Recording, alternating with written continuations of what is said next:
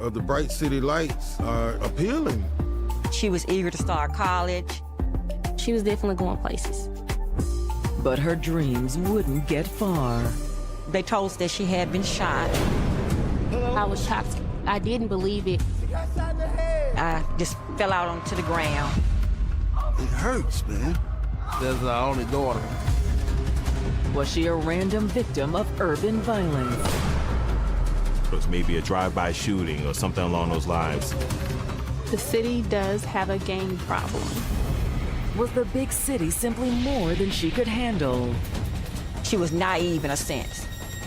There can be this sort of adrenaline rush. Or did this small-town girl have secrets? Well, what happens when a good girl meets the bad boy? She was gonna end up in jail or hurt really bad. You ain't gonna shoot? Mississippi, a town of 50,000 that's about as close as Southeast Mississippi comes to a big city. Hattiesburg is actually the 5th largest city in the state. Life in Mississippi is pretty similar to like other rural southern states. People are very family-oriented. People know everybody. In some of these small towns, you can leave your doors unlocked. Leave your windows open. But Hattiesburg isn't like most of rural Mississippi. And a little before noon that Sunday, 27-year-old Tracy Bullock makes a panicked call to Lamar County 911. 911, what's your emergency? Yes, my Tracy stated that his girlfriend was shot. Where is she shot? She got shot in the head. He said that they need to hurry up because she needed attention. I'll send first responders to you now. When a call comes into 911, there's a shooting or a robbery or something that's happening right then and there, it becomes a code 1, a priority, so they try to get officers there as fast as they can. But will they get there in time to save 19-year-old Davisha Harris? Hurry, please, hurry, she's bleeding. Hey, Bishop. Before moving to Hattiesburg, Davisha Harris spent most of her life in tiny Gloucester, Mississippi. Population, 897. The town has got like 8, 9 stop signs and no red lights. We have just one grocery store. We have maybe 3 gas stations, and that's it. The third of 4 children, Davisha was the only daughter. All of them spoiled, but Davisha was the spoilest, I do believe. She would probably get maybe more gifts than the other kids. Her mother, Tasha, my wife, they always say it's daddy's girl. Yeah, that's daddy's girl, but when it comes down to my wife, anywhere my wife went, she was right along with her. Or she was gonna fall out crying because she couldn't go. Davisha and I, we were very close. Pretty much we could talk about anything. She could come to me with anything. She was always a happy-go-lucky young lady. Just beautiful inside and out. And nearly everyone in their tiny town agreed. She was very popular among her peers. Even adults knew Davisha in the community. She knew the grandmother, she knew the mother, she knew the cousins, even the out-of-town relatives. People that we didn't even know existed, Davisha knew them. Davisha was the type of person, you go down the road, she allowed to let the window down and open the car door. Hey, Lucy! That's the type of person she was, all over town. She was a person that saw the beauty in everyone. But what Davisha enjoyed most was making others laugh. She was the jokester of the family, life of the party. She actually won class clown in her senior year. You can't even get mad at her because as soon as you look at her, I bust out laughing. That was our relationship. But despite her vibrant personality, Davisha was anything but worldly. Davisha's parents sheltered her in a lot of ways. Davisha rarely went anywhere. If she did, it was usually with me. She got a little older, we gave her a little room, but it wasn't very much. She was not allowed to date while in high school. Which may explain why after graduation, Davisha couldn't wait to go out on her own. She was supposed to leave in August to go to community college here in Hattiesburg, but she came to me and her dad actually maybe 2 days after she graduated and said she wanted to go to summer school. I think she graduated May the 20th, and she left on May the 31st from home to Hattiesburg. And once she was in the big city of Hattiesburg, there was no looking back. Gloucester is like 900 people compared to 50,000 people in a town like Hattiesburg. For people like Davisha, who grow up in small towns like that, the lure of the bright city lights are appealing. She was a small town girl looking to start her life as an independent adult just to see what the big city has to offer. Davisha quickly came into her own. She enjoyed going to college and working at a call center. She did well in both. She was a productive citizen. She was. She also had big plans for her future. Her mom is a nurse, so she always talked about being a nurse, following in her mom's footsteps. She was planning on transferring into the nursing program. She was definitely going places. And she wasn't going alone. By the time she started her second year in college, she'd met Tracy Bullock. It was her first serious romantic relationship. She actually met him through a friend she met while attending college. He was older and wasn't a student. So what you going to school for? I want to be a nurse like my mom. He was very charismatic, charming.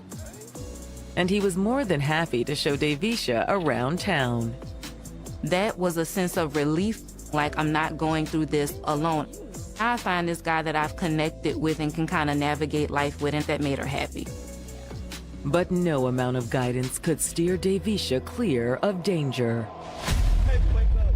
Hello? In a frantic call to 911, Tracy said Davisha's been shot. Hurry, please, hurry, she's bleeding. First responders race to the scene. But there's little they can do for Davisha. Police, help her, on your hands! They found the victim with a apparent gunshot wound to the head. When they checked her vitals, Davisha was already dead. She's gone. That's a tragedy, tragedy. And according to Tracy, it was completely random. He said a vehicle was driving through and actually shot up the apartment. They was just shooting up the place. He was saying that it could have potentially been gang violence. Start college and get a job, and she did both when she moved here to Hattiesburg. She also entered her first serious relationship with 27-year-old Tracy Bullock. That was a lot of new transitions for a young person, and so to have someone that was older, much more experienced, made her happy. But on October 15th, 2017, her young life, so full of promise, would end in tragedy. Lamar County Sheriff Office received a call from 911. Yes, my girlfriend just Tracy called to say that Davisha had just been shot. Hurry, please, hurry, she's bleeding. By the time police arrived, she was already dead. She's gone. News of Davisha's murder quickly reaches her family. My son called and said that her neighbor had messaged him through Facebook and told him that Davisha had been shot. And by the time I got up, he was calling right back and saying she was gone. She was dead. And at that point, I just fell out onto the ground. While Davisha's family rushes to the apartment for answers, homicide detectives arrive at the scene and start to piece together what happened. They had the victim, who of course suffered from an apparent gunshot wound, so they know the firearm was involved, but there was none at the scene. That makes it a little more difficult because you want to have that murder weapon. They do locate Davisha's cell phone, however. The phone was protected by a passcode. They bagged and sent it to the crime lab so they could hopefully gain access to whatever was in the phone. Sometimes that takes a little while to break into it. Then, once their brief survey of the scene is complete, detectives turn to Davisha's boyfriend, Tracy, who was waiting outside the apartment. He had been waiting in the back of the squad car ever since the first officers arrived on the scene.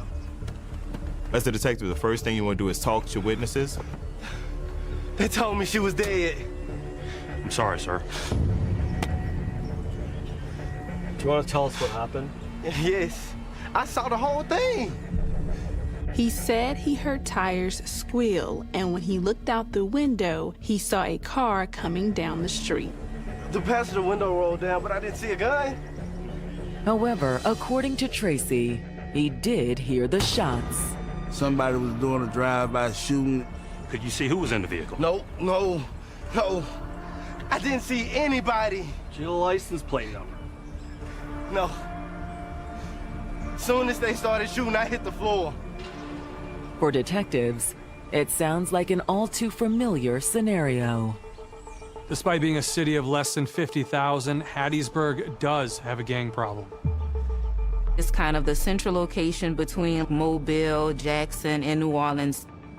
A lot of the drug trafficking between those larger cities passes through Hattiesburg. But if this was a drive-by, who was the intended target? Davisha was not one to be known for running around with gangs or any kind of criminal behavior. She was a good girl, going to college. Was she simply in the wrong place at the wrong time? Or was she with the wrong person? While detectives were talking to Tracy, officers ran a search on his name in police records. In doing interviews with witnesses, it's common to want to check their background just to see who you're talking to. When the officer enters his name into the computer, something pops. He was wanted on a warrant in Macomb, from where he originally from. They were looking for him anyway. Hey, detectives.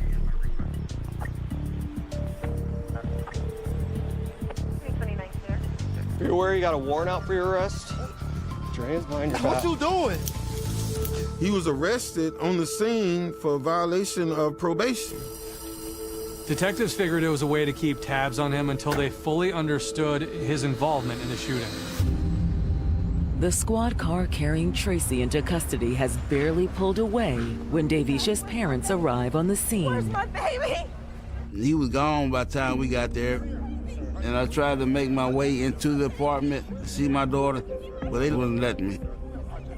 They stopped us. They didn't want us to go in the apartment. You try to be compassionate and explain to them that you're going to do everything that you can, and hopefully you can get to some answers at the end of the day, but it's still tough. Once I figured out how bad it was, I'm glad I didn't. I didn't want to see my daughter like that, the situation where it was. I want to remember like she was, you know. At the scene, detectives try to interview Davisha's parents, but they're too distraught for a formal statement. Emotionally, it was tough because that's our only daughter.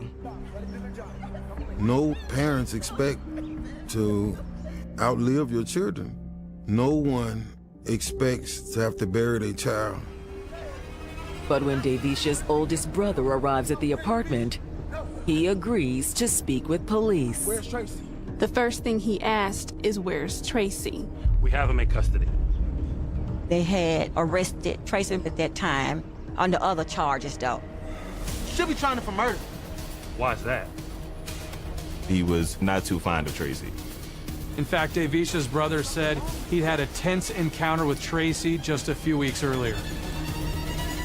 I wish he'd have whooped his ass. Gating her murder, that he wouldn't be surprised if her boyfriend, Tracy Bullock, had something to do with it. At this point, police already had Tracy in custody, but that arrest had nothing to do with the murder investigation. He was arrested for a warrant that he had out.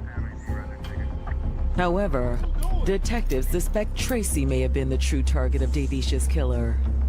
She died in what Tracy described as a drive-by shooting. Why do you think he's involved? The guy's bad news. Although, according to Davisha's brother, he'd only met Tracy once. It was just 2 weeks before the murder. He had a cell phone charger that Davisha wanted to borrow. He lives in Hattiesburg as well, and he was gonna take her charger. He just went to her home just to see if she was there to drop it off. That's when Davisha's brother noticed their mother's car in the parking lot. She had borrowed my car because we had to change a flat out on her car. She'd gotten a flat while she was back home in Gloucester over the weekend. Being such a small town, there wasn't no repair shop there. to take care of it, so we just switched cars to let her come back to Hattiesburg to come to school and work. But when her brother noticed someone was smoking in the car, he was furious. He's wondering what's going on when he saw this stranger sitting in his mother's car smoking marijuana. He was sitting in the car smoking dope, chilling with the air on like he owned it. My oldest son, he actually recorded, sitting in the car with the windows up and stuff. And he sent us a picture back to tell us what the guy was doing in the car, and he wasn't pleased with it. Oh! What are you doing? So Davisha's brother confronted Tracy. Not that he knew who Tracy was at the time. No one in the family knew about the relationship. None of us had met him officially and met him, so we didn't know his name, He opened the door and asked him to get out the car and asked him what was he doing, smoking marijuana and music up loud, blasting. Who the hell are you? This is my mom's car. Well, you best to get the running to her. When we got him out of it, the dude still was kind of disrespectful. He got out of the car and proclaimed that it was his girlfriend's car. He can do whatever he wants to do. That's how he found out who he was. I don't care who you are. Don't be smoking in my mom's car. You gonna make me? He and my oldest son did have some words. Tracy, it's okay. It's okay. In the midst of those words, Davisha came and got in between them. I don't know. She didn't want to see his brother go to jail or was in love with this fool. I don't know. Davisha's brother says he'd let it go. I guess since he's my sister's boyfriend, he kind of had permission. Before he left, he did have a word with his sister. That brother was like, sister, are you sure this is what you want? The behavior that my son has saw that wasn't acceptable to any of us, He was smoking weed and, doing the things that they didn't care to be around. I'm not a baby anymore. I know. I can look after myself. Go inside. Davisha felt like that he just didn't want her with anybody, but that wasn't the case, in that scenario, that wasn't the case. It was what he was doing. So that's why you think he had something to do with it? Yeah. It's just a hunch. Yeah, but I'm telling you, something ain't right.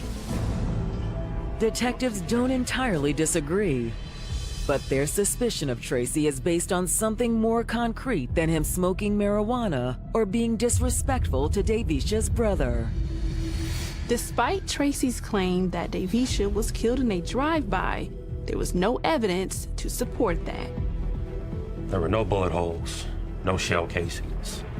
Not a single one. It didn't make any sense. He didn't even try to come up with a plausible lie. Death wasn't due to a drive-by shooting, as her boyfriend Tracy Bullock claimed. There were no bullet holes in the couple's apartment building. Detectives couldn't find any shell casings in the street either. When they canvassed the neighbors, none of them said anything about a car driving through and shooting things up. The evidence don't support there was any kind of drive-by. Which means that Tracy has some explaining to do. From the crime scene, detectives head back to the county jail, where Tracy is waiting in a holding cell. Detectives had already taken him into custody for an outstanding warrant. When confronted with the inconsistencies between his drive-by story and the conditions at the crime scene, Tracy admits that he'd lied. Okay, man, it wasn't no drive-by shooting. It wasn't, okay? Well, why'd you say it was? Because I know how y'all work.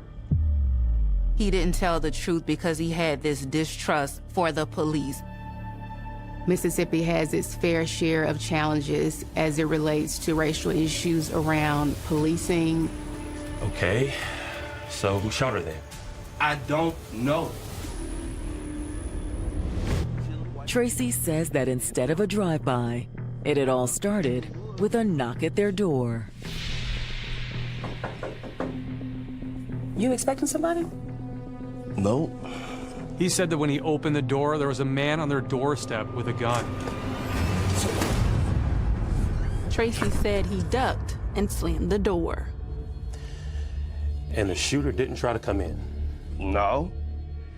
He must have ran off. The way Tracy told the story, it sounded like someone tried to put a hit out on him. But according to Tracy, the would-be hitman missed their target. Davisha! Oh my God. But you don't know who the shooter was. Dude had a hoodie on. Detectives aren't sure if he's lying about the shooter's identity. Given his criminal record, there may be a connection that Tracy doesn't want the detectives digging into. Or is it simply his drive-by shooting story all over again? The passenger window rolled down, but I didn't see a gun. The police catch him in the lie. His story changes. Okay, somebody came to the door, knocked on the door, and he was shooting at me, but it was nothing to substantiate that. The next day, when detectives finally sit down with Davisha's parents, they have no doubt that Tracy is lying about the mysterious hitman. They saw the red flags. They had the concerns in the weeks, the months leading up to her death.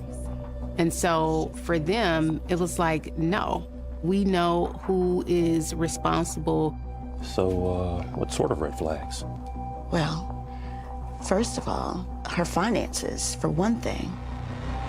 When she get paid on Fridays, she'll provide everything she needed up to the time for her to get paid again. But we noticed where she would come home on Fridays, she wouldn't have money to get back to Hattiesburg on Sunday.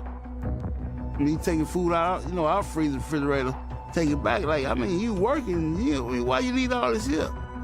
She didn't respond at all, She didn't have anything much to say. But the answer became clear a couple of weeks before the homicide. That's when Davisha's brother found out she had a boyfriend. We still didn't know his name at that point, but he was sitting in my car, smoking marijuana with the windows up, with the music on loud. It didn't give her parents a good impression of Tracy. They got to figure that, he was using her. She started saying, I want you to meet him, and that's when I started questioning her about who is he, where does he work? And when she gave me those answers, I told her I wouldn't be interested in, because he was much older than she was, and he didn't have a job, so I'm not interested. Just meet him. I know you'll like him. I don't think so. Mom! He didn't fit the standards of what we had raised her for, and what we had raised her around, and what her dad showed her what a man was supposed to be. That's what I told her up front. I told her, Davisha, I don't like him, I don't like what he's doing. There wasn't the kind of boyfriend that she would want to get involved with. There was going to be one or two things, trouble where she was going to end up in jail with him, by being caught by the police or being hurt really bad. Mom, I knew you would say that. I think she knew I wasn't going to be pleased with it. It may have also been what attracted Davisha to a bad boy like Tracy in the first place. She was naive in a sense, because we had sheltered her so much. She hadn't been introduced to any of those things. Young ladies that have been somewhat sheltered for so long, when they get a taste of freedom, that appeal of being with someone that I know my parents would not necessarily approve of can be very captivating. And so there can be this sort of adrenaline rush, or there can be this sort of thrill, whether it's the healthiest decision or not. But while her parents didn't approve of Tracy, they tell detectives they didn't push Davisha to end the relationship. I knew if I'd have stayed and hopped on the situation, it was just gonna push her closer to him. So I was trying to give her the time to see what was going on, wake up to what was going on. Despite that, as her father predicted, Davisha had continued to see Tracy. I think it strengthened their relationship at the time, and it actually became a us against them. I think that was the turning point in why he felt so comfortable with some of the behaviors that he demonstrated thereafter, because he had psychological control and emotional control over her at that point. And now that Davisha is dead, her parents are convinced that they'd been right about Tracy. Those parents did, I'm sure, what they thought was best at the time. Again, there were red flags. I was considering death by somebody else hurting her, being caught up in crossfire with him some kind of way, It never came to me as him actually killing her. But now you think he did. Yes. But why would he do that? Because she finally came to her senses. She wanted to leave him. I believe she told him that his honey hole is dried up. It's time for him to go. They think Bullock was not willing to accept rejection, and he took things to the extreme. I think that's exactly what happened. I go to the grave with that.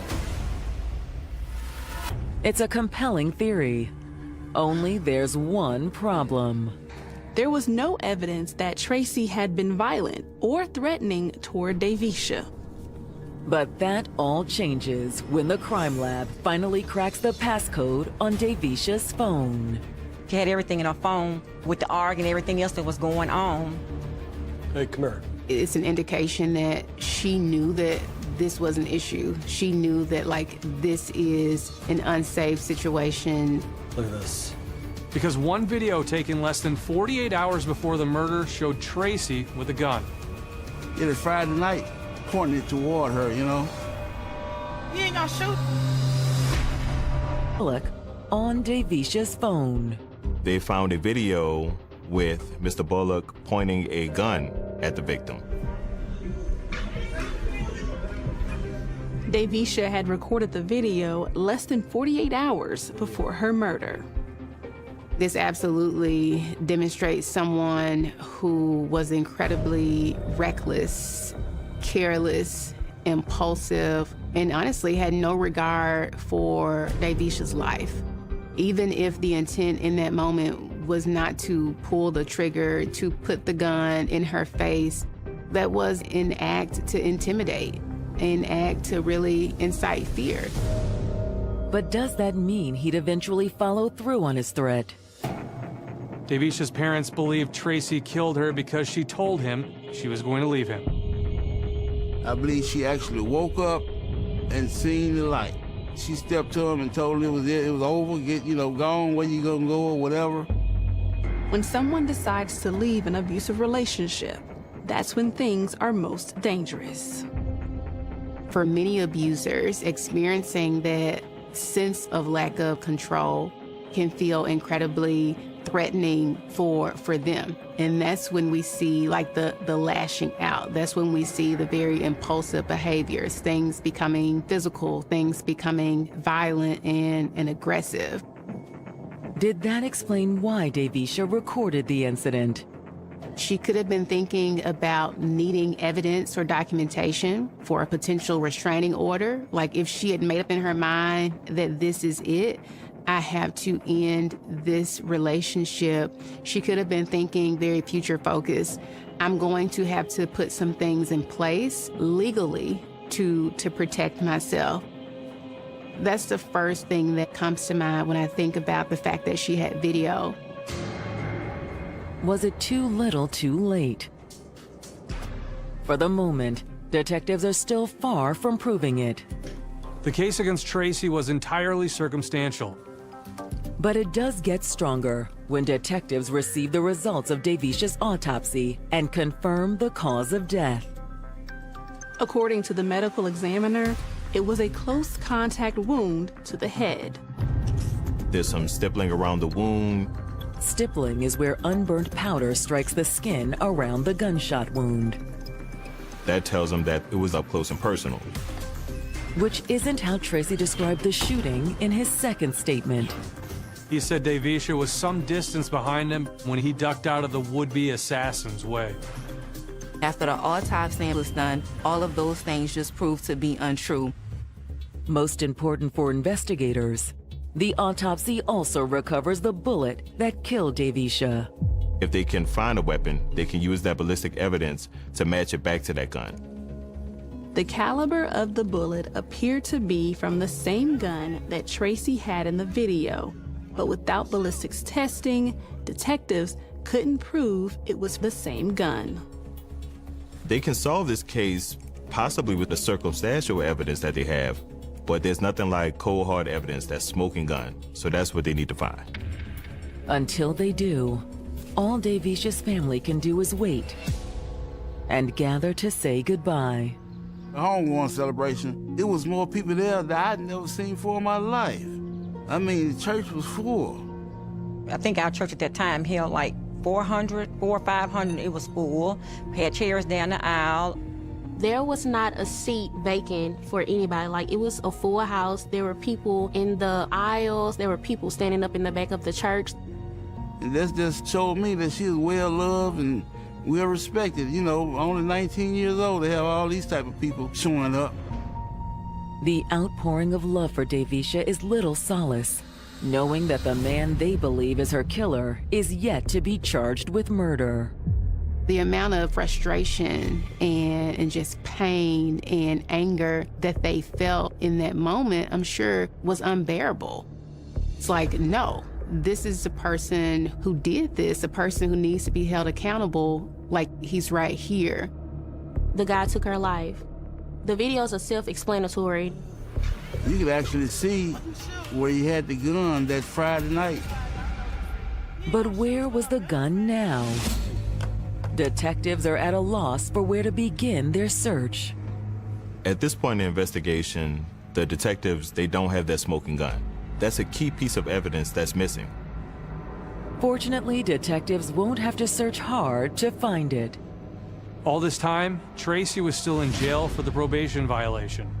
And that could prove his undoing after a cellmate of Tracy's at the Lamar County Jail reaches out to the detectives.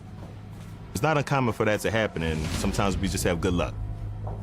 The informant said that while they shared a cell, Tracy had talked about Davisha's murder.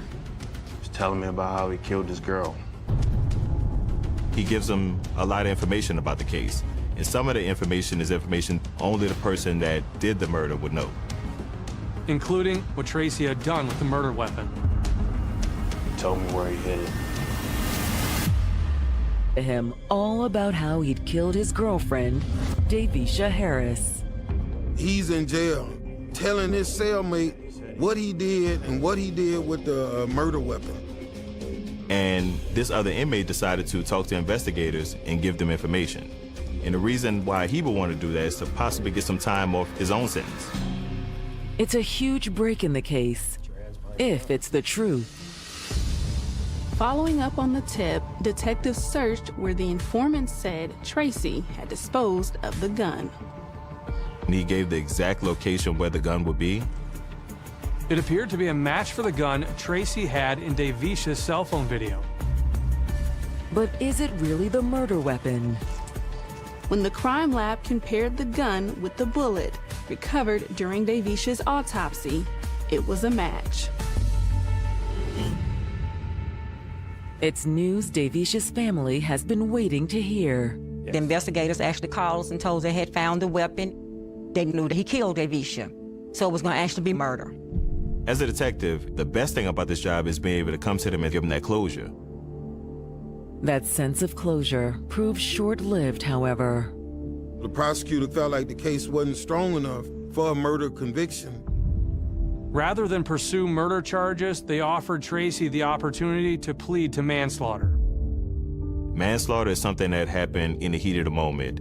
It could be an argument, an altercation, which caused the suspect to kill the victim. In other words, if you were in the heat of passion, again, just based on human being, human nature, you're not in your right mind. Tracy takes the deal, admitting that he shot Davisha in the middle of an argument. I'm done. You need to leave. For what? I'm done. I'm done with this and I'm done with you. I ain't going nowhere. Oh, okay. Big man with a gun. Oh, you don't think I'll do it? I know you won't.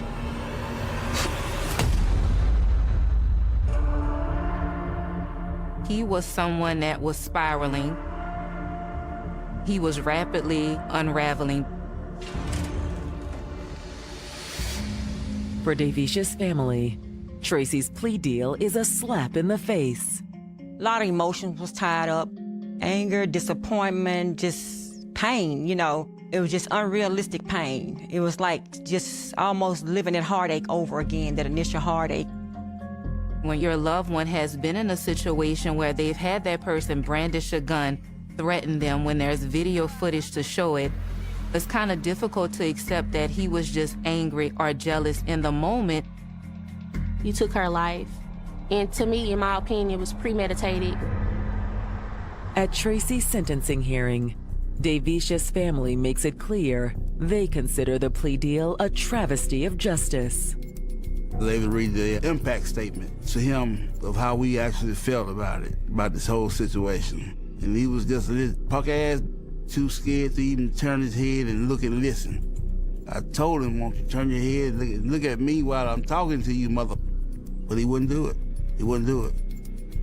He was sitting there shaking his dreads and kind of laughing at us, smiling at us, like, I beat this case, like, I've got over on y'all. Y'all not getting what y'all thought y'all was gonna get. You know what I'm saying? Because we would always think justice will be revealed. Will a father's impassioned statement and Tracy's apparent contempt for the process have an impact on the judge? The judge himself, he asked the DA 3 times, is this all you charge this man with all the evidence I see here? He asked the DA 3 times. The DA said yes. And in the end, the judge honors the terms of the plea and sentences Tracy to 15 years. He was let off lightly, and it was not fair. I was very angry when I heard about it. I have nothing for the legal system now, it's just, they just let us down. It's like we didn't matter to them, that she didn't matter, and she does matter. We're talking about a 19-year-old young lady who had her entire life ahead of her, who was just starting to really establish herself, really starting to understand what it even means to be independent and to be an adult, and to have her life senselessly taken away from her. I don't think she nor her family received justice. He still gets to get out, create a family, and just live his life, and she wasn't able to do that. The Harris family is going to be affected forever and ever. I'm coping, day by day I'm coping, but you never forget it. Although Davisha's parents do hope that her story will allow others to avoid a similar fate. Someone starts to physically abuse you, verbally abuse you emotionally, you need to get out the relationship as fast as you can. Tell somebody. When you see these red flags, when you see these warning signs, take them to heart. Let somebody know, if it's not your parents or your siblings, somebody you respect that's older. Let them know so this situation won't happen again. But they also see Davisha's story as a cautionary tale for parents. Teach your child to always be mindful of the company they keep or the individual they want to date. Her being naive played a part, not realizing what she was stepping into, the danger what she was stepping into. Because what you lose can be more than any family can bear. She's a sweet person, it's truly missed. Truly missed by all. She wasn't here for a long time, but she definitely left her mark. And later, in Dayton, Ohio, after a series of run-ins with the law, Tonisha Harris turns over a new leaf to provide for her family. She was working so hard as a single parent, she really didn't have time for love. That is, until a new man enters her life, and he asks her to help clean up his dirty deeds. She fell to the ground and was dead almost immediately. She had never gone this far, but he was willing to take her over the edge. A child of the state in Pensacola, Florida, Kaisha Pugh has little contact with her parents. She really didn't have a lot of guidance because her mother was not really there, so she really had a lot of disadvantages growing up. They placed her into foster care, so she was kind of like lost, and she didn't know really what really happened until she felt like she did something wrong. It's really easy for kids' abandonment issues to put them at risk for situations that are abusive. In fact, the young girl's problems follow her all the way through her teen years. She was required to attend an alternative school for those individuals with learning challenges. Kaisha makes the most of it under the circumstances and tries to have as normal a high school life as possible. She went to the prom and she went to a couple dances. She graduated. After she turns 18, the graduate departs foster care and she reconnects with her mother. She was very happy. She thought that this would be an opportunity where she could foster the relationship with her mother that she wanted, and even took it to the point where they moved in together. I believe her mother had took some classes and stuff with parenting and had improved, and she started making better decisions for her when she returned home. But the newfound stability doesn't keep her from getting into hot water. Kaisha got involved in shoplifting, for which she was subsequently arrested. Lucky for the first-time offender, the judge shows leniency. After being charged with petty theft, her case is dismissed when she successfully completes an anti-shoplifting course. She was required to attend on-the-job training, which gave her the opportunity to develop some work skills to acclimate her to the workforce. You're able to work part-time. She was at a thrift store, and she gained responsibility. Her co-workers soon learn that Kaisha is very trusting and quick to follow anyone that shows her the slightest kindness, especially men. I don't believe she had a lot of luck with men because she dated late, and I think that anyone that showed her attention, she fell for. Kids who grow up without any strong emotional bonds often feel that they don't belong, and so they'll latch on to any person or any situation, no matter how appropriate or inappropriate, in order to be able to develop feelings of love and acceptance. Over the next few years, Kaisha shifts from one relationship to the next and ends up having 3 children from different men. And she didn't really have a lot of support. And then she started losing more and more confidence, and then she just started drifting.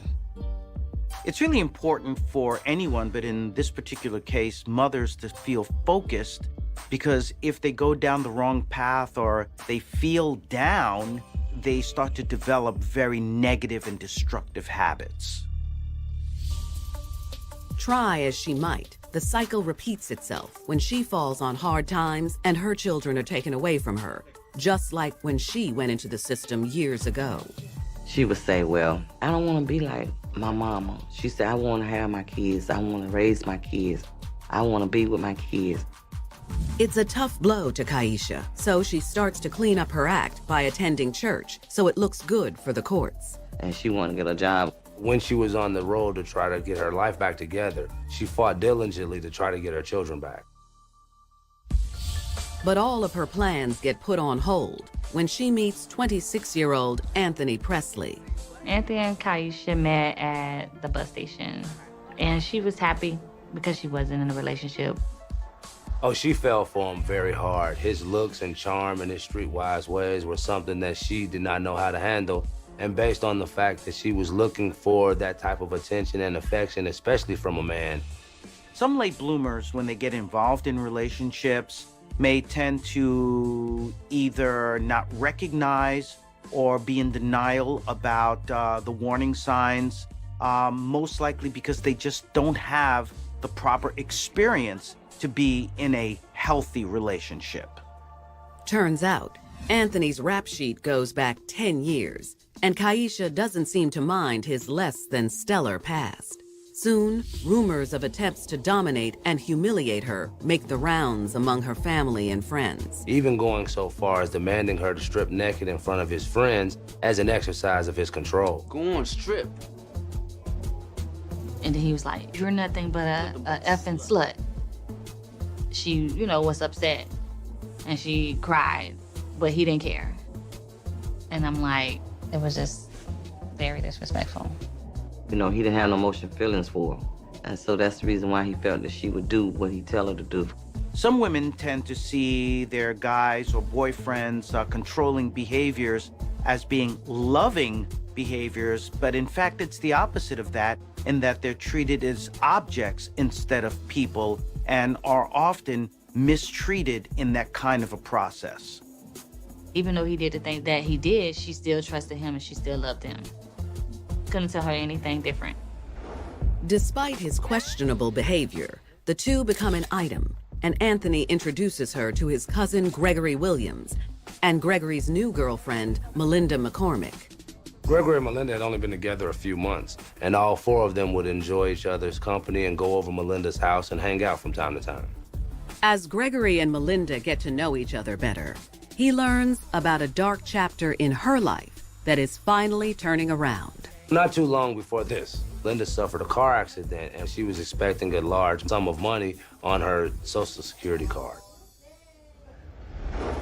Soon after, Anthony listens intently as his cousin spills the beans and a dark plot brews.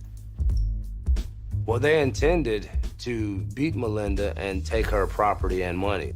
Anthony wants Kaisha's help, and he's willing to tell her just about anything to get it. I think they had the plan set, but then added Kaisha in as an assistant and just told her that they were getting the money that they owed from the lady. But she has no idea what she's about to do will start a firestorm that will burn through countless lives. This was a brutal and heinous crime and a callous individual who has no concern for anyone else. She did pretty much anything. Plot cooked up by bad boy boyfriend Anthony Presley and his cousin Gregory Williams. Their mark? Gregory's unsuspecting girlfriend, Melinda McCormick, who's coming into a financial settlement. Gregory was behind wanting to get the money, but since he knew so much about Melinda's life and where she hid the money and her routine. Gregory informed Anthony as far as the layout of the house, the amount of money that he expected her to be receiving, where she normally keeps her credit cards and things of that nature, as well as her Social Security checks. Kaisha agrees to help. He would always tell her to do things and she would do it. So if he needed assistance, what right person will be there that's gonna do what you tell them to do? They probably didn't even tell her that plan. They probably didn't let her know a lot of things. They just leaded her the way to go with them. Just like some people can be blinded by greed, others can be blinded by love and not think clearly or know what it is that they really want. And that's why they'll go to very extreme measures in order to keep that relationship. On the eve of Easter Sunday, the gang chooses their weapons in preparation for the impending attack. The trio went to Gregory's mother's house where they armed themselves with a variety of blunt objects. Kaisha had a lead pipe, Anthony had a crowbar, and Gregory had an hammer. Not only is she showing her devotion, but she's demonstrating that she's willing to just gamble away her future and her freedom. Around midnight, they place the items in a duffel bag and head over to Melinda's. An unsuspecting Melinda has no idea what lies in wait outside her door. She opened the door and let these friends in as usual. However, once she turned her back, Gregory pounced on her and began choking her out on the floor. Next, Kaisha proves to Anthony just how down she is. Kaisha stepped over her friend and began beating her in the head, prompting Melinda to cry out. Relentless in their assault, the three take turns beating her, each with their respective tools. The torture that she went through and the weapons that they used was very devastating. Kaisha shows no restraint as she beats Melinda. So therefore, if you're there, everybody participates, or else you're considered a weak link. So if she didn't participate and show that she was fully committed to this incident, she might have been the next victim herself. She never been through that experience, you know, with somebody beating somebody. I think she was more scared and in a state of shock. Melinda suffers over 40 blows to her head, but still holds on for dear life. This was probably the most horrifying thing that a person can imagine, being beaten to death. Over and over again, blows raining down on your head until you lose consciousness and all hope of any survival. Once she is subdued, the three ransack the house, looking high and low for her Social Security benefits card and anything else of value they can get their hands on. During the beating, I believe that they were going around the house looking for the items, looking for the CDs, DVDs, and trying to find the Social Security card. She wasn't alone as being a father and being scared. She was doing what her man asked her to do. The card is nowhere to be found, so they make the hasty decision to burn the place down. I guess they made a decision that they was gonna kill her. After ransacking her apartment, Anthony directed Kaisha to burn the sheets while he went around and set the house on fire while Gregory watched. Once they get to the point of no return, they know that they've got to go through the entire plan or risk getting caught. And if one goes down, then they all go down. In a matter of minutes, the flames consume everything in their path. As the fire raged throughout the house, Kaisha grabbed the duffel bag with all the items they had stolen from Melinda, and the three of them left to Anthony's mother's house. They beat her and they put her on fire and they left. Inside, Melinda still clings to life. Melinda's battered and broken body was left on the floor to burn up while the house was consumed in flames around her. And later, in Dayton, Ohio, single mother of 3, Tanisha Harris, stands by her lover after he asks her to do the unthinkable. There was blood everywhere, and she realized she had to clean it up, that it was a bloody mess. Being the ride-or-die chick that she is, she immediately was going to come to the McCormick's Pensacola apartment ablaze in a botched robbery attempt with her in it. They frantically destroy evidence that can tie them to the fiery scene. They went to Anthony's mother's house and burned their clothes, except for the 2 camouflage jackets that the men were wearing. They disposed their shoes in a dumpster around the corner and did all of this so that they could possibly avoid detection by the police. Caught in the moment of the crime or the behavior, they may overlook details that may come back to haunt them later on. Back at Melinda's, a neighbor smells smoke coming out of the apartment and calls 911. The Escambia Fire Department is the first to arrive and makes a horrifying discovery. Melinda's torment had not ended with her beating. They found the apartment engulfed in flames, and they were able to find Melinda's body inside and were able to make a determination that she was not dead at the time the fire was started. Her death is ruled a homicide as investigators swiftly try to identify her killer. The apartment complex had surveillance footage which showed, prior to the time of the fire being started, 3 individuals walking to her apartment. The surveillance footage also showed 3 individuals leaving that apartment.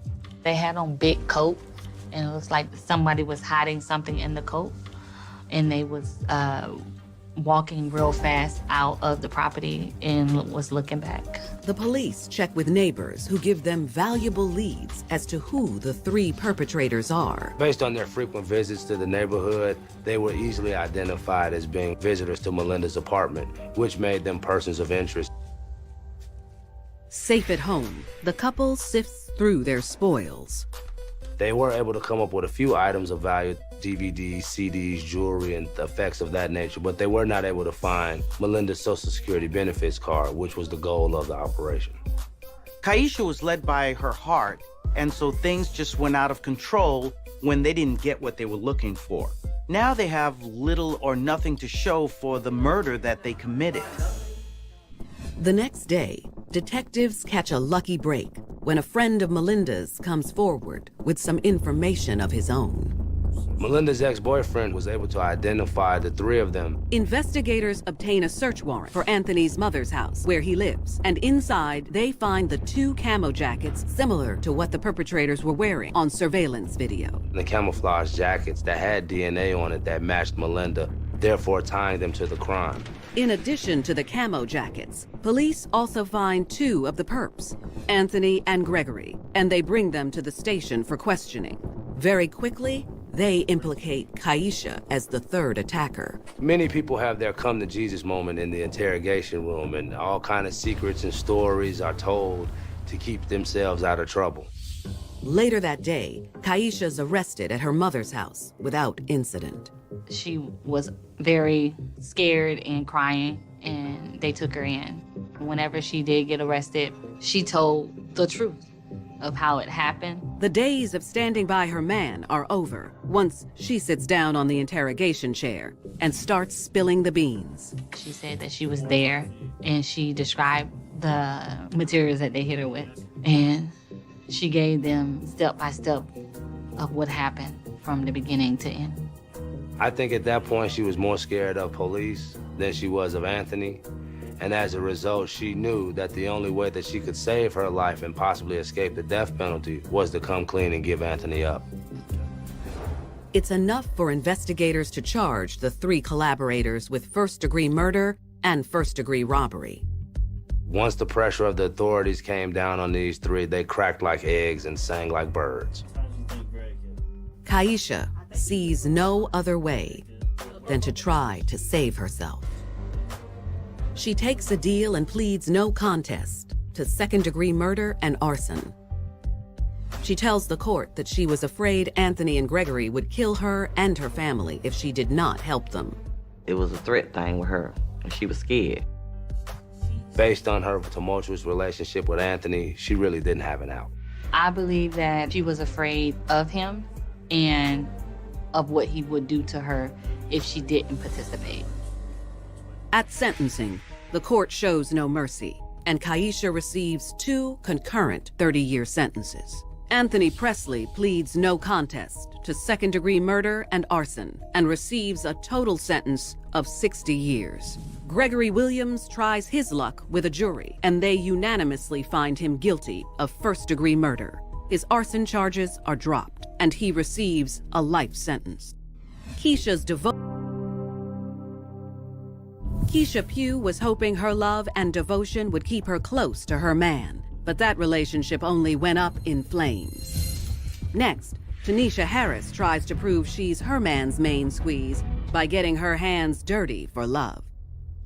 In Dayton, Ohio, a young Tanisha has always pushed the boundaries set by the grandmother who raised her. Tanisha's grandmother was very protective of her, and they were Jehovah's Witness. So that meant there were restrictions on what she could wear, what she could do, and she really didn't have a life outside of that house.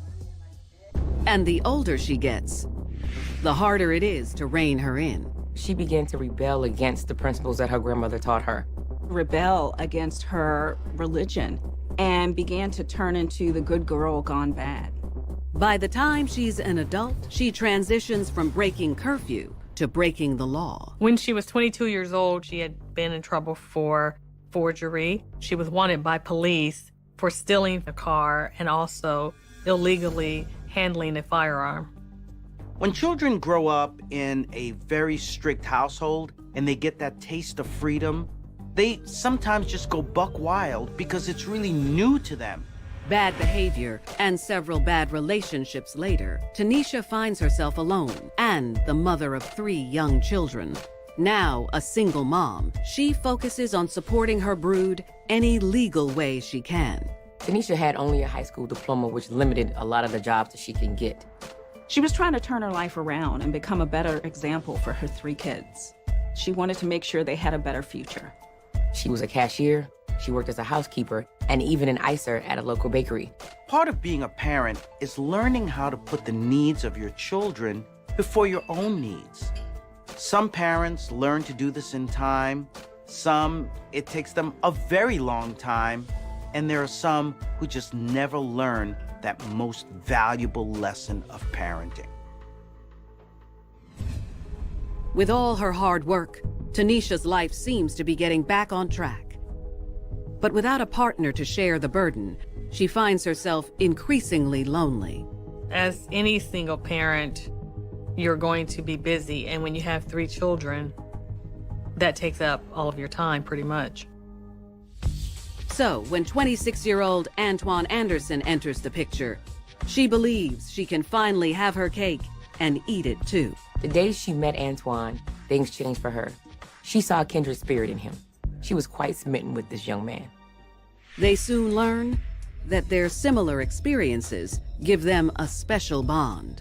Antoine had an unsavory past. He had some run-ins with the law, but so did Tanisha. He had actually been arrested about 6 times for a myriad of crimes, resulting in convictions for felonious assault and robbery. His past only draws them closer. Together, these former outlaws will kick their wild child pasts into high gear. He called Tanisha in a frenzy and has the audacity to ask her to help clean up the crime scene. She was going to ride with him until the wheels fell. 26-year-old Antoine Anderson bond over their criminal past. They really wanted to work hard at building a great future together. Opposites attract is not the only rule of thumb when it comes to love. As a matter of fact, statistics show that people who come from the same backgrounds actually do better in relationships. Tanisha can't believe her luck when she learns that Antoine is not only handsome and charming, but likes children. Most men would actually be scared of dating someone with multiple kids, but not Antoine.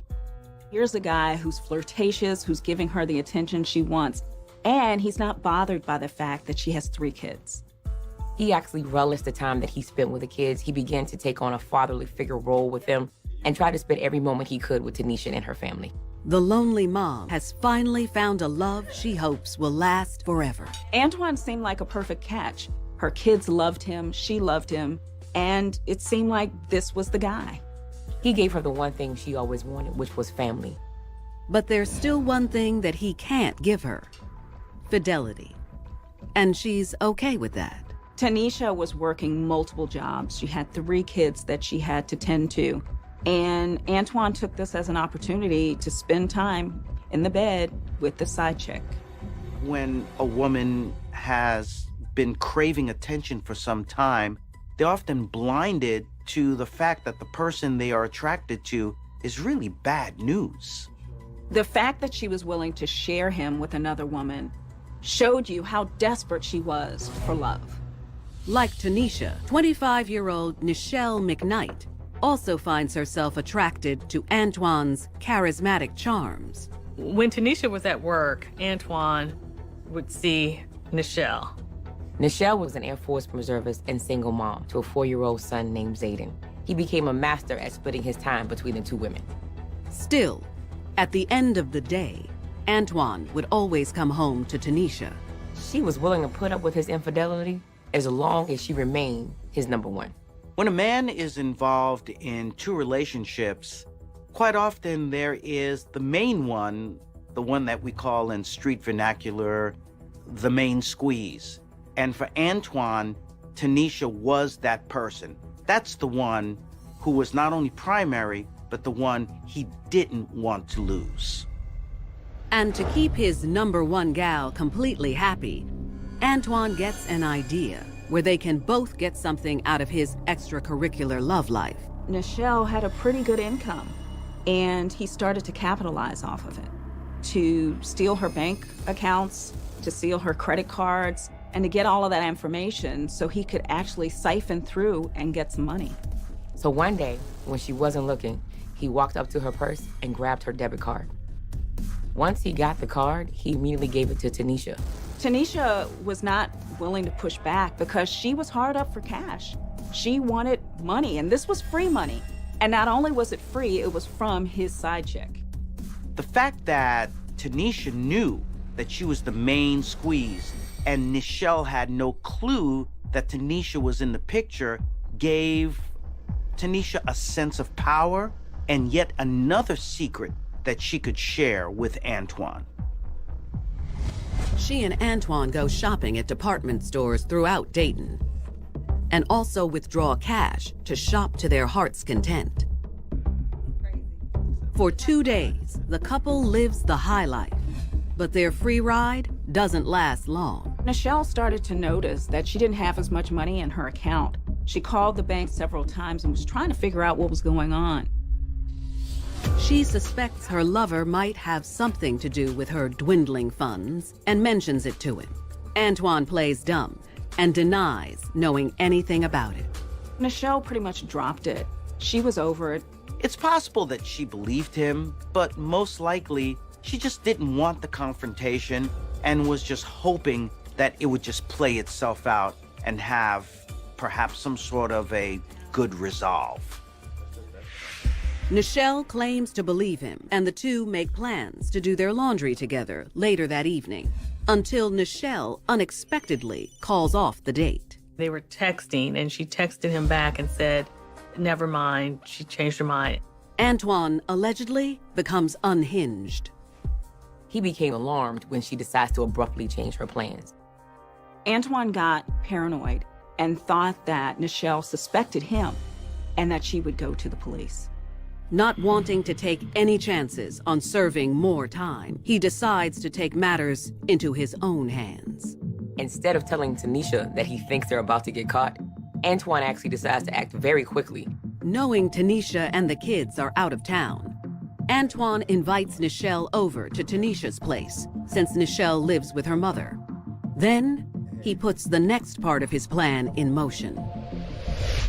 He texts Nichelle and insists that they spend the night together. All right, see you in a bit. Antoine drove to Nichelle's house and waited outside for her and her son to come out. He then drove them to Tanisha's house. Police theorize that once they arrive, Antoine leads an unsuspecting Nichelle down to the basement.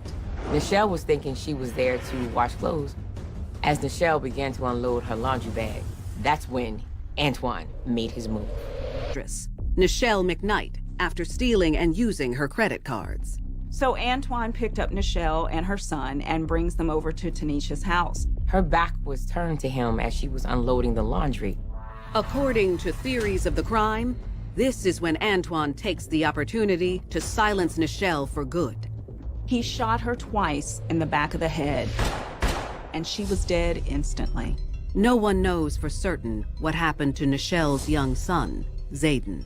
Forensic reports suggest he met a similar fate in Tanisha's basement. We're not sure what Antoine's involvement was in Zayden's disappearance or death, but if he did do something, then I think this really speaks more than anything to this pathological type of personality. Because the bottom line is, it was an innocent child, and he didn't have to include this child in such a ghastly, horrific crime. Antoine then goes to work, getting rid of the evidence.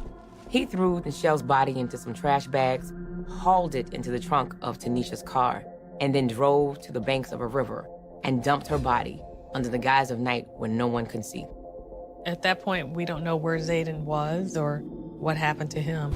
When the deed is done, Antoine reaches out to the one woman he knows will stand by his side. He called Tanisha in a frenzy. He told her what happened, and he asked her to help him get rid of some of the evidence. What? He had the nerve to commit a murder in her house, and then the audacity to call her and ask her to clean it up. She was willing to take whatever Antoine would give her.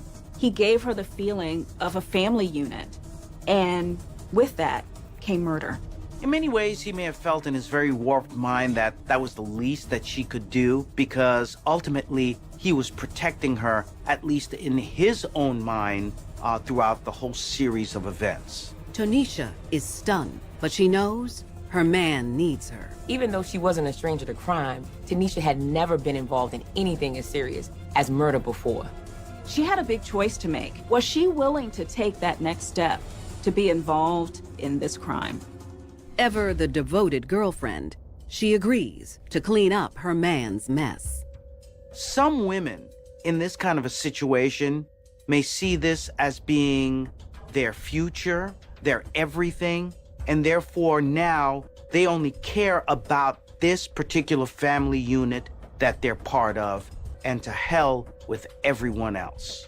Tanisha rushes home with the kids, and while they're distracted elsewhere, she does exactly what he says. Tanisha started cleaning up the crime scene, and she did her best to make sure there was no DNA evidence or any evidence that Nichelle had been there that night. After she finished cleaning, she gathered all of the dirty rags and any leftover evidence and threw them in trash bags. She and Anton actually got in the car, threw them in the trunk, and he disposed of them in various locations around the Dayton area. Once they believe they're in the clear, Tanisha and Antoine go about their lives as if nothing happened. But across town, Nichelle's mother grows concerned over the sudden absence of her daughter and grandson. 4 days after Nichelle and Zayden were last seen, Nichelle's mom filed a missing persons report with Dayton police. Police start their investigation into the mother and son's strange disappearance. Detectives looked at Nichelle's cell phone records and noticed that the last person she talked to was Antoine. Nichelle's mother doesn't recognize the name, so police reach out to Antoine directly by phone. He is polite and cooperative and agrees to their request for an interview. But on the scheduled day, he has other plans. The police asked him to come in for questioning, but he never showed up. And so he became a major person of interest. So much so, they are more eager than ever to locate him. The police teamed up with a fugitive apprehension team, and they began tracking Antoine's moves. One day during their surveillance, they saw Antoine actually leaving Tanisha's house. So as he was pulling out of the driveway, they began to follow him. But Antoine soon realizes he's being tailed. They tried to pull him over. Instead, he kept going, didn't stop, and then he jumped out of the car. He flees on foot and refuses to be cornered. He ran into a wooded area, and he pulled out Zayden McKnight after leaving his girlfriend Tanisha Harris's place. The officers tried to pull him over. He kept going, but then he pulled over, jumped out of the car, and ran through a wooded area. It turned into a real big standoff. Realizing there's no way out, Antoine makes one last fateful decision. He grabbed his gun and took his own life. 26-year-old Antoine Anderson is dead from a self-inflicted gunshot wound to the head. He took the easy way out. It's really difficult to explain why someone would commit suicide in a situation like this. Perhaps it's survival in a surreal level. Perhaps it's a level of desperation. Perhaps it's even cowardice. But this is something that we'll never have a clear answer to. Tanisha is crushed by the news of Antoine's death. When she found out Antoine took his own life, she was devastated. This was her love. This was the love of her life that she was willing to do anything for. And he no longer was with her. All of the hopes and dreams she had about their future together were immediately dashed. Surviving a loved one's suicide is difficult enough because you have the grieving process, you have no real answers as to why that person took their own lives. So the folks that are left behind are in shock, they're grieving, they're confused. But in this particular case, you're adding insult to injury in that he left her in a predicament, a criminal predicament, and she was now on her own. She had to work it out and figure it out by herself. The only consolation is that authorities don't know about her involvement in the crime. Police are still investigating what happened in Nichelle and Zayden McKnight's disappearance. And it's only a matter of time before investigators connect the dots. Police were able to see that her credit card had been stolen and used, and they were able to tie that back to Tanisha. It's enough to arrest the single mom for some serious crimes. Tanisha was charged in connection to Nichelle's credit card being stolen and being used. Tanisha pleads no contest to 8 counts of theft. She's ordered to pay restitution back to the bank of almost $3,000, and she is sentenced to 10 months in prison. Tanisha's now where they can keep an eye on her, but investigators suspect she knows more. With Antoine out of the picture, now Tanisha is the only suspect associated with Nichelle's disappearance. She denies any involvement in the crime and is not charged. But with her recent plea, police have enough probable cause to search Tanisha's property, including the trunk of her car and basement. There, they find traces of blood consistent with the DNA profiles of both Nichelle and Zayden. And things go from bad to worse when Nichelle's body turns up several days later. A passerby notices a body at the Stillwater River, and it is that of Nichelle McKnight. So this case quickly turns from a missing person incident to a homicide. But neither she nor Antoine are officially charged with Nichelle's murder. Faced with the overwhelming evidence, Tanisha confesses to her role in helping clean up after the murder. Her attorney claims that she was frightened of what could happen to her had she gone to the police and told. Tanisha swears she has no idea what happened to little Zayden. She's even offered to do a lie detector test. To this day, Zayden's body has never been found. Neither Tanisha nor Antoine have been charged with a crime surrounding Zayden's disappearance. His case is still open. There's a lot of unanswered questions. still in this case, and things that we'll never know because Antwon isn't here to answer those questions. And the main question is, what happened to Zayden? Where is he? And that's what people want to know. It's tough enough when a child is gone or missing or even killed. But when we don't know what happened to the child and that child is just thrown into the unknown, we don't have that closure, well, it makes it so much worse. In connection with Nichelle's murder, Tanisha Harris is convicted of tampering with evidence, 2 counts of gross abuse to a corpse, and failure to report a crime. She is sentenced to 3 years in prison. Tanisha pinned her hopes and dreams for the future on a man who loved himself more than he loved her. She protected him in a way. She helped to clean up the crime scene. She didn't report it to police. Her biggest mistake was doing everything Antwon asked her to, from using somebody else's money to helping to commit a crime, to even sharing the relationship with another woman. There was nothing Tanisha was not. DJ referred to him as his brother, even though they're not actually related. They grew up together in West Hartford, went to Hall High School. You find one, you find the other.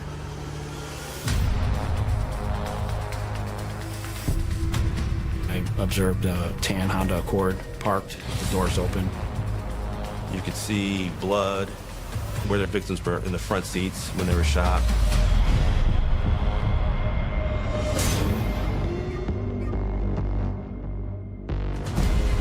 He never saw the shooter. He claims that he didn't know who shot them. Alarm bells are going off in their head. This might be a retaliation. There was one young man who really had this expectation of himself to do what was right and avenge the death of his good friend. That's when everything went wrong.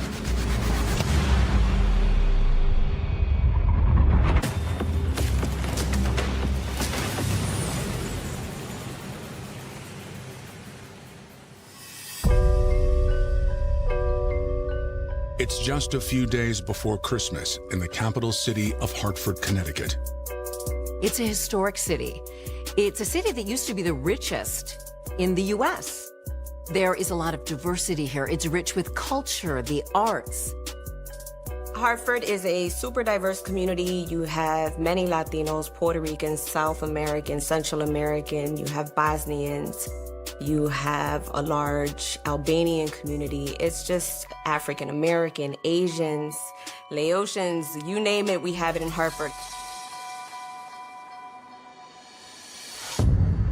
Saturday, December 20th, 2014. Around 5:30 in the morning, a resident of the apartment building near Colt Park is startled by a loud noise. She sees a man. He's clutching his arm. The person is bleeding profusely. He's obviously in a lot of pain. He gets inside that building and he collapses on the stairwell. She let him use her cell phone to call 911.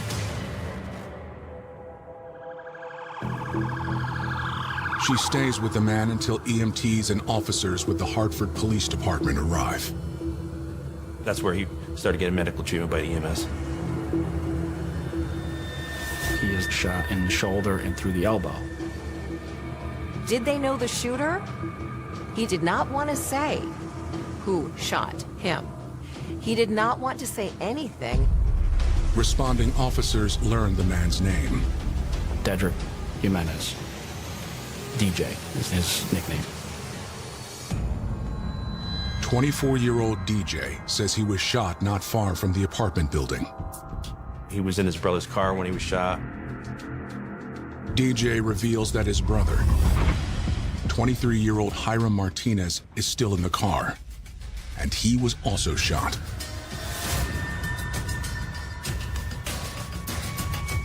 His brother's car is down the street. You can almost see where the vehicle was from where he was. Investigators find a man slumped over the center console. they can see pretty quickly he's been shot at the back of the head. Despite the wound, Hiram still has a pulse. He is transported to the hospital. They're still working on him.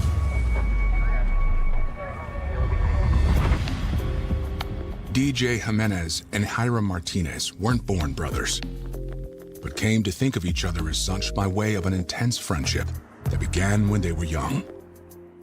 They grew up together in West Hartford, went to Hall High School. People think, well, Hartford, West Hartford, same thing, but very, very different. West Hartford has a smaller town yet urban feel to it. DJ referred to him as his brother. He'd call Hiram his brother, even though they're not actually related, they were just close friends. They had a fast friendship and an enduring one. They went through a lot of life together, from their boyhood to their teen years to their adult years. As a teen, Hiram dreamed of becoming a race car mechanic. But that dream didn't pan out. When he was 20, Hiram and his girlfriend became parents to a baby girl. On December 20th, 2014, both Hiram and DJ are on their way to Hartford Hospital after suffering gunshot wounds during an early morning attack. As the men receive medical care, detectives arrive at the apartment building near the 100-acre Colt Park. It's an area that's usually full of happy times and families and sporting events. But on this occasion, on this day, police tape is surrounding this scene. I was asked to respond to the crime scene and assume the role as the lead investigator. Along with Detective Richter, siblings Anthony and Mike Rakowski are also on the case. My brother is my twin, so to be able to work with him on such, high responsibility cases it's really an amazing thing. He brings a certain view to the table, a little bit different than mine sometimes, and we bounce back and forth off each other, and it makes for a much more well-rounded investigation. Detectives begin their investigation in the stairwell where DJ took refuge. We're trying to get as much information as possible as quickly as we can. So just went over there, saw what was there, which is a little blood and, some EMS equipment that they used to treat him, and then just backtracked. So I just started walking from there back towards the vehicle. They examined the car, where the second victim, Hiram, was found. I observed the doors open, 2 doors open. You could see blood. You could see kind of where the victims were in the front seats when they were shot. Hiram Martinez had been seated in the front passenger seat, and DJ was the operator of the vehicle. That leads investigators to an important conclusion about where the shots came from. So Hiram's shot in the back of the head, and then Dedrick is shot in the shoulder and through the elbow. And if you imagine a Honda Accord, with a center console and the driver sitting in the driver position, that's consistent with being shot from the back seat. The shooter's in the back seat. It appears likely to investigators that DJ and Hiram knew the person who shot them. We didn't really find any shell casings outside the car. I think we maybe found a cigarette butt outside the car. We don't know if that was connected. Investigators will have to wait for a warrant to conduct a detailed search of the vehicle. With the crime scene giving up few clues, detectives head to Hartford Hospital to speak with the victims. They have to start figuring out why. What's the motive? Why did someone want to hurt or potentially kill both of these men? They go to the hospital. That's where DJ has had successful surgery on his shoulder and elbow. He's got permanent rods put in both. Detectives learned that the man DJ called his brother is not so lucky. Hiram Martinez, he died later at the hospital. We had a homicide. Detectives speak with DJ, who is still claiming to know nothing about the attack. We're trying to get as much information as possible as quickly as we can. He gave us bits and pieces. The initial information he provided was, I don't want to say misleading, but it was not complete. He initially provides information that he never saw the shooter. He claims that he didn't know who shot them, that he was in a vehicle he took off running. Witnesses don't want to be witnesses. People are scared. They don't want to be the one that snitches. No one wants to be, considered a snitch. Investigators share with DJ that his beloved brother and best friend, Hiram, has died. When he finds out that Hiram Martinez, his childhood best friend, is dead, that's when everything changed. He started giving information about who the person was. Now that DJ's willing to talk, investigators are all ears. And it turns out DJ has a lot to say. The individual who shot them goes by the street name Papone.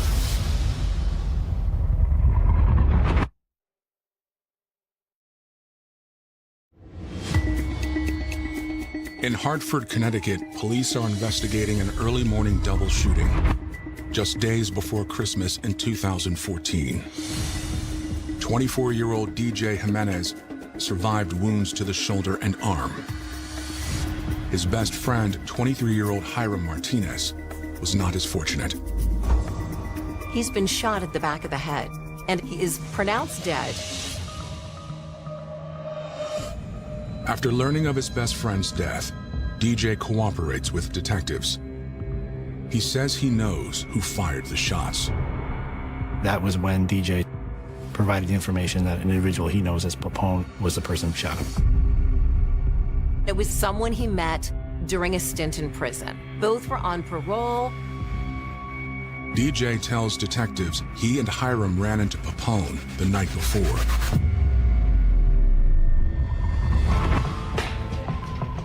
DJ says that he was out, and that's when Hiram and Papone have time together themselves. DJ tells detectives that when he came back, Papone's mood was starkly different. His whole disposition changed. He wasn't talkative anymore. He knew something was wrong or something was off with this guy. Everything seemed to be fine, but now something has changed drastically. He explains to investigators something wasn't right. He didn't know what at the time.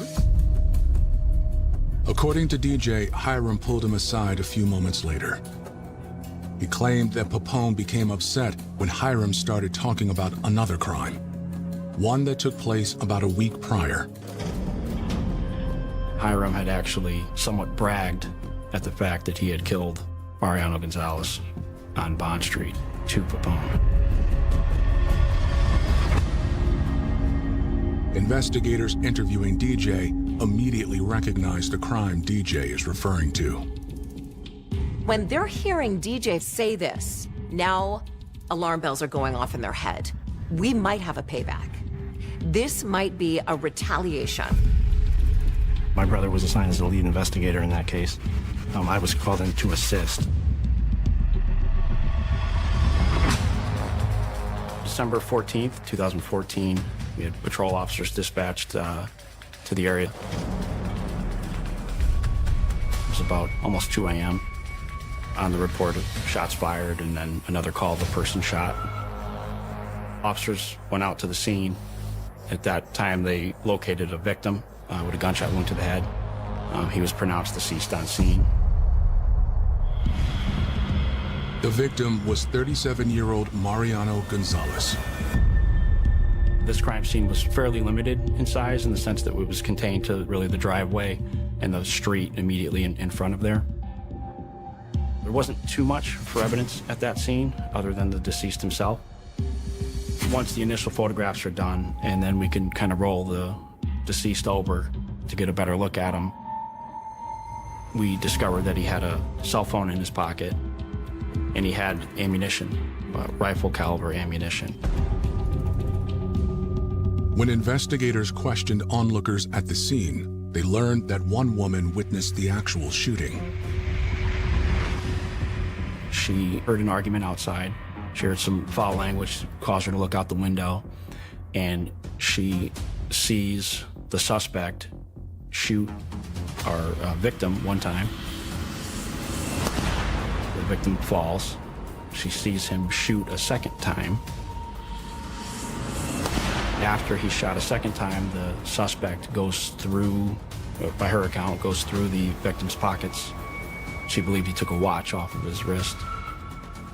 As the suspect stood up, he then kicked the victim in the face and then ran away. She described him as thin, right? Very thin. He was shorter than the victim. When detectives broke the news of Mariano's death to his family, they hoped they might also uncover a lead. It's a huge priority for us to open up that line of communication with family and implore them to actually give us information. But instead, Mariano's brother flew into a rage. The brother was very aggressive, like very, very aggressive. I understand he's grieving, you know, people process that differently. So we kind of let him be. The brother shut the door on us, like, we're done, we're not talking to you. So we didn't really get anywhere as far as establishing a timeline there or any cooperation with family. The major challenge initially was the victim's family's lack of cooperation. They didn't want anything to do with it, I guess because of the fear of retaliation.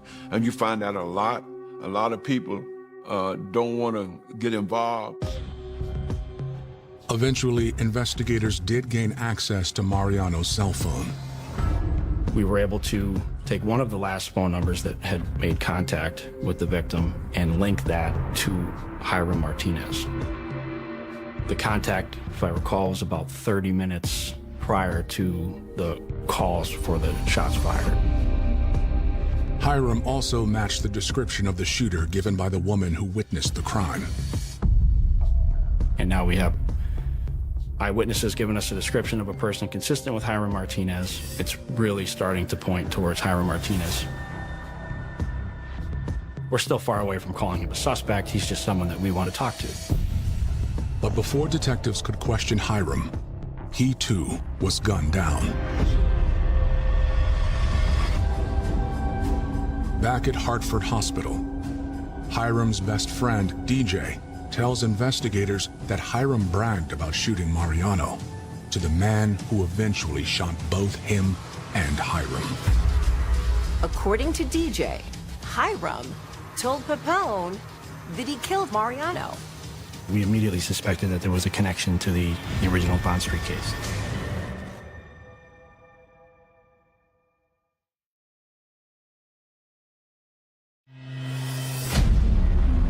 Police in Hartford, Connecticut are investigating the shooting death of 23-year-old Hiram Martinez.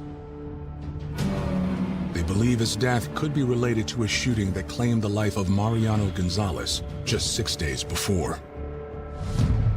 A killing that Hiram was suspected of carrying out. Although we suspected that, we don't fixate on that because it's very easy to fixate on an avenue like that and then you overlook a second potential suspect. We've seen commonly that people have multiple adversaries and multiple avenues of people that want to harm them. So, though we believed it wholeheartedly, we had to remain open-minded. So far, the only person investigators can count on for information is the sole surviving victim of the second shooting, DJ Jimenez. As DJ recovers in a local hospital, detectives continue to press him for details. He told us bits and pieces through multiple interviews. We met with Mr. Jimenez several times, different detectives, myself, to try to piece together what occurred. This happened over a course of a few interviews. Over time, DJ expands on what happened when Pepone's mood had changed that night at the club, after Hiram had bragged about shooting Mariano.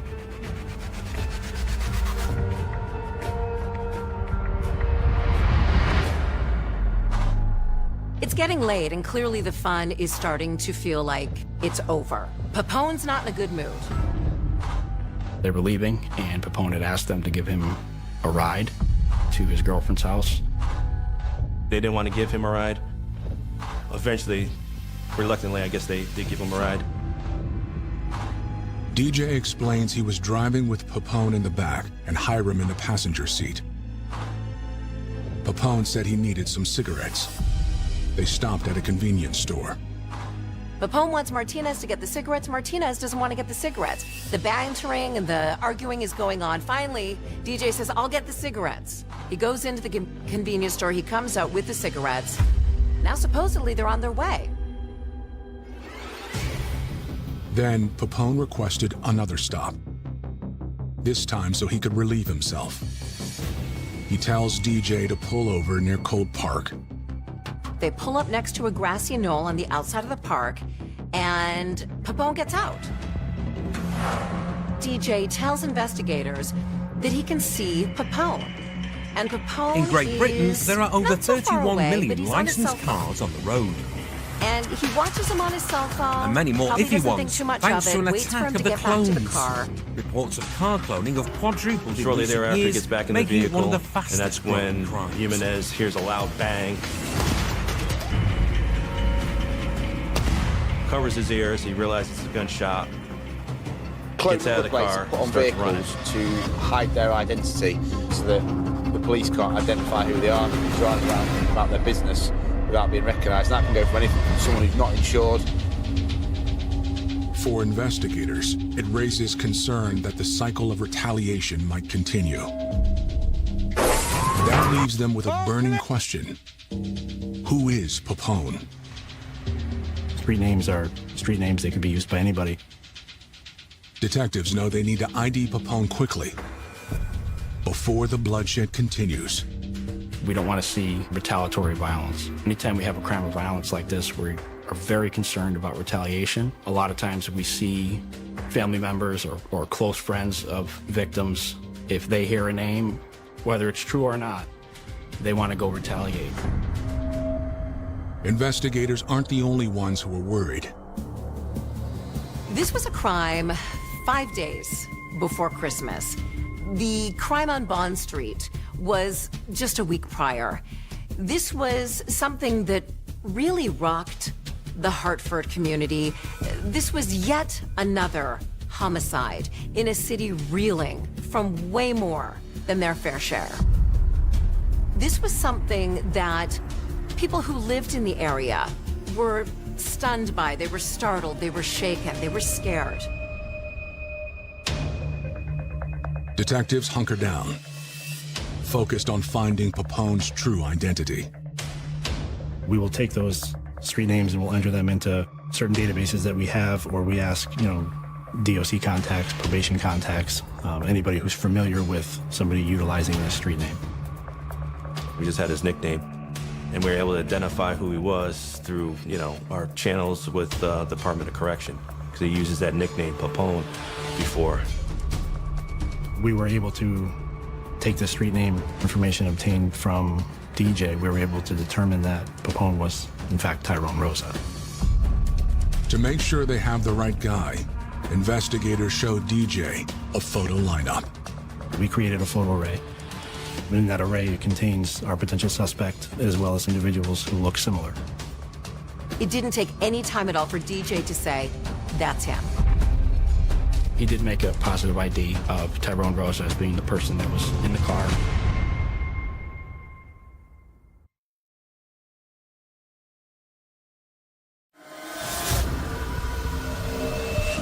In Hartford, Connecticut, detectives believe they're getting closer to finding the killer of Hiram Martinez.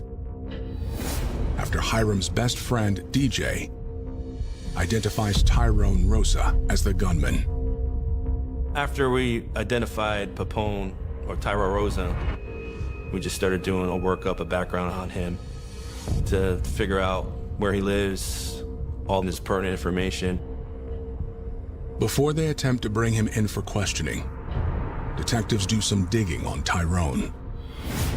They learn he was close with the murder victim, Mariano Gonzalez, and his brother, the man who'd flown into a rage in front of police upon learning of Mariano's death. He knew Mariano, but the relationship that Papone had with his brother was far deeper than investigators first realized. They found out later, via social media, that this was someone that Papone cared deeply about. He said he loved him, he would die for him.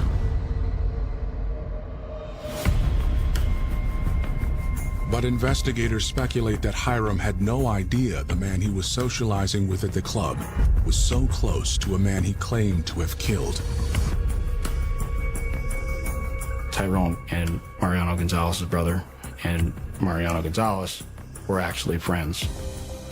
We don't believe that Hiram knew that when he was bragging about that homicide. Tyrone may have wanted to retaliate because Hiram Martinez admitted to killing the brother of one of his closest friends. Investigators also learned that the 35-year-old Tyrone Rosa is no stranger to the law. He was on parole, which is great for us because that gives us access for an interview. And that's what we did. We ended up having his parole officer bring him up to the Major Crimes Division for an interview. 17 days after Hiram and DJ were shot, Tyrone Rosa is brought in for questioning with detectives, grudgingly. He didn't seem nervous, per se. He definitely seemed very closed off and reluctant to speak. He was keeping his cards close to his chest. Detectives keep at it. We started getting to the meat of it, asking him if he knew certain people, if he was at an after-hours club with them. He, seemed reluctant to speak, but then he started giving us some information, saying he was at an after-hours club with Mr. Martinez and Mr. Jimenez. At this point, the story is starting to line up a little bit with DJ's, but this is where the story changes. Tyrone claims he didn't leave the club with DJ and Hiram. He said he never went with them in the vehicle, that he stayed at the after-hours club, and they left by themselves. When I knew he was lying, that's a good sign, actually, for me. I like when people lie in an interview. You know you're getting close. As for the victim of the first shooting, Mariano Gonzalez, Tyrone says he had no reason to avenge that death. He said that he doesn't really know the other victim, which was Mr. Gonzalez, and his brother, kind of downplayed. He said he knew of them, didn't really associate with them. He kept trying to downplay his association with the victim.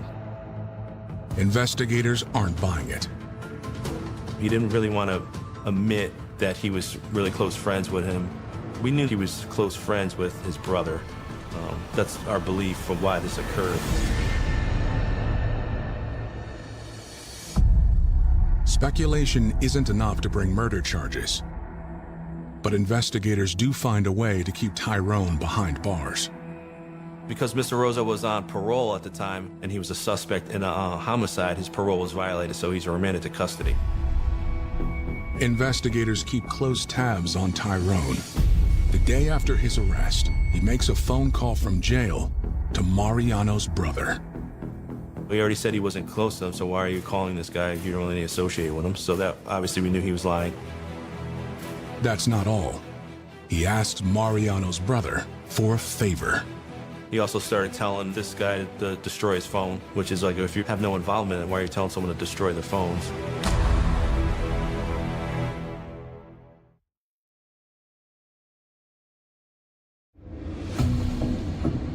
In late December 2014, police in Hartford, Connecticut are holding Tyrone Rosa in connection with the shooting death of 23-year-old Hiram Martinez.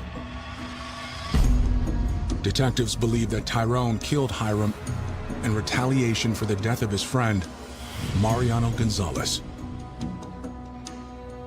He denied shooting Mr. Jimenez or Mr. Martinez. He said, I never went with them to the car. But the day after Tyrone is taken into custody, he makes a jailhouse phone call to Mariano's brother, requesting that he tell a man named CL to destroy his phone. Investigators want to know why. They track down CL. He was on probation for a gun arrest, so we interviewed him at his probation office. CL admits he was with Tyrone that night.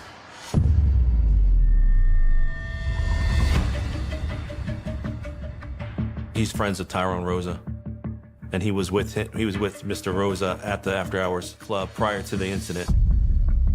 Eventually, Tyrone left the club. He just went, didn't know where he went. Mr. Rosa didn't tell him.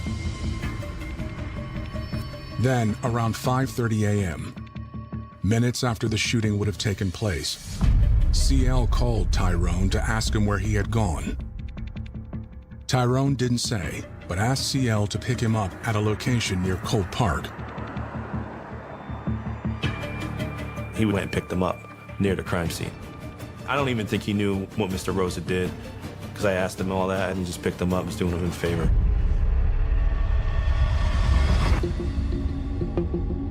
CL's statement appears to contradict what Tyrone told detectives. Mr. Rosa denied, obviously, being in that car. So if you weren't in that car, you're not being picked up by the crime scene. We found the guy who picked him up by the crime scene. In order to charge Tyrone with murder, investigators need more. They need evidence. They hope the vehicle in which Hiram and DJ were shot might give them just that. We obtain a search warrant to process that car. The crime scene division will process it, and they'll look for all different kinds of physical evidence: DNA, fingerprints, shell casings, firearms, anything that's in there that we ask them to look for. They found a fingerprint on the inside rear door handle, which it's actually pretty rare to get a usable fingerprint. But they did recover a fingerprint, and that print later did hit to Tyrone Rosa. Now they know what he told them about not being anywhere near the crime scene, not still being in the car, was not true. They placed Tyrone at the scene of the murder.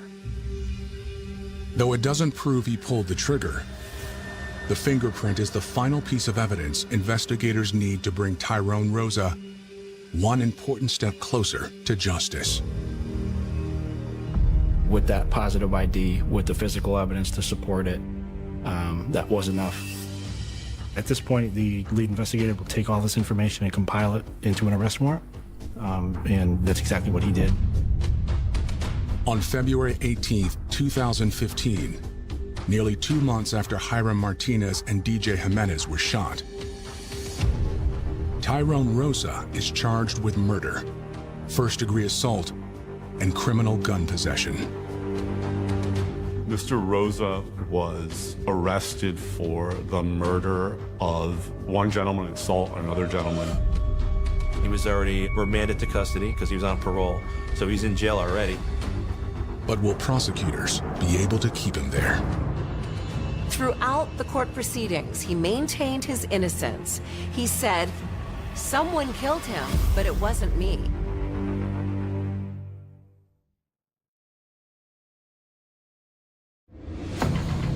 On February 2nd, 2015, in Hartford Superior Court, Tyrone Rosa goes on trial for the murder of Hiram Martinez and the assault of DJ Jimenez. In court, Tyrone is stoic. He was very calm and didn't seem nervous or excited. He's kind of a low energy type of guy.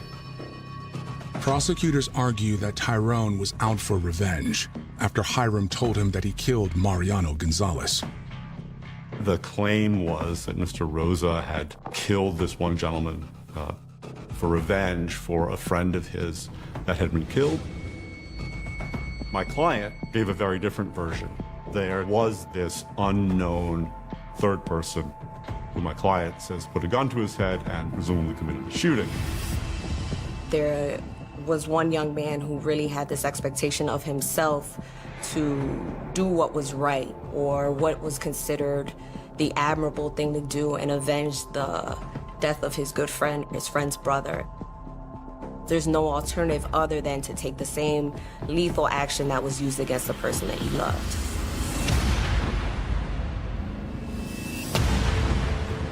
DJ takes the stand as the state's star witness. He walks the jury through details of Mariano's murder, according to what Hiram told him.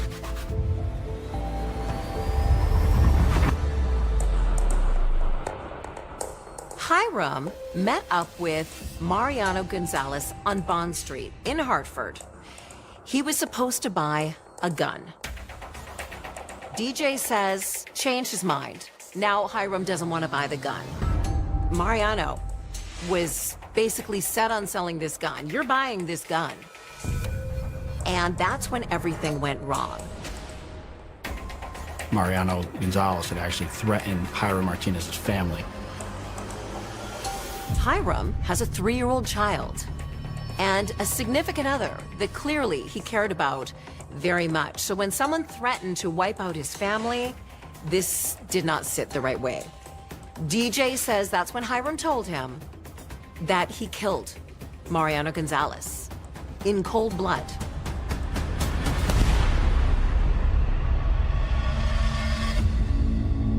A week later at the club, when Tyrone Rosa learned that Hiram killed Mariano, Tyrone then set his sights on Hiram.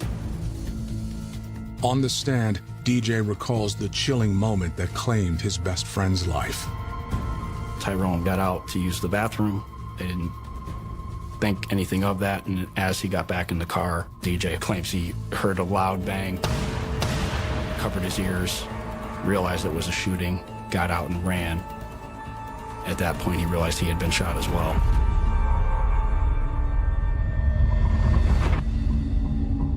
As the defense gets underway, Tyrone Rosa takes the stand. He admitted to lying to police, and the reason why he lied was because he was on parole and didn't want his parole remanded. Tyrone admits he did drive around with DJ and Hiram that night. The police found my client's fingerprints in the car. My client didn't dispute having been in the car. Everybody agreed that he had been in the car. The question was he the shooter? But Tyrone insists he was not. There was no forensic evidence that directly tied my client to the shooting. They didn't find the murder weapon, for example. They didn't find any DNA on anything that directly linked my client to the murder. So the lack of that sort of evidence made the trial a credibility contest. Tyrone offers up what he claims is the truth about what happened that night.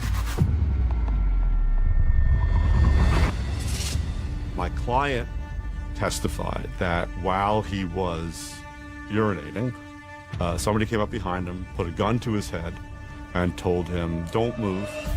This isn't about you." And then he heard a couple gunshots. Went back to the car where the deceased and Mr. Jimenez were, saw that the deceased had been shot, and took off running. He basically denied being the person to pull the trigger, and he said it was somebody else who he couldn't identify who was responsible for the murder. He didn't provide any information as far as description or who might have been the person who did this. Once all the testimony was heard in court, it was up to the jurors to decide this case. It didn't take them long before they came back, and on February 14th, their verdict was guilty. At sentencing, Tyrone shows no remorse and continues to claim innocence. And to this day, he's still saying that he's innocent. The judge sees things differently. He spoke of the senseless cycle of violence, the tragic nature in which a domino effect happened with these crimes that led to a payback. And Tyrone Rosa was about to pay. Mr. Rosa was sentenced to 55 years for the murder of Mr. Martinez, and he got an additional 15 years for shooting Mr. Jimenez. For investigators, this was a relief. They had a conviction. Tyrone Papone Rosa. But remember, there were two crimes here. The payback was preceded by the murder of Mariano Gonzalez. There was a witness that, in fact, saw the shooter go through the victim's pockets. DNA testing was done from the victim's pockets, and the recovered DNA evidence actually came back to Hiram Martinez. Not only did we have the story now of Hiram Martinez telling DJ that he did commit the crime in the murder of Mariano Gonzalez, but DNA evidence confirmed it. Closed cases cannot fill the holes left by loved ones who will never return. Even if you do arrest somebody and they get convicted, I still don't think families ever get closure for something like that. It's just a hole ripped in their heart that just lasts forever. I think people's motivation to avenge a wrong is to make themselves feel better or make someone else feel better. I think there's a deep down desire to correct it. And people think that, well, if I do this, I'm gonna feel better. You might in that instant, you might think you're doing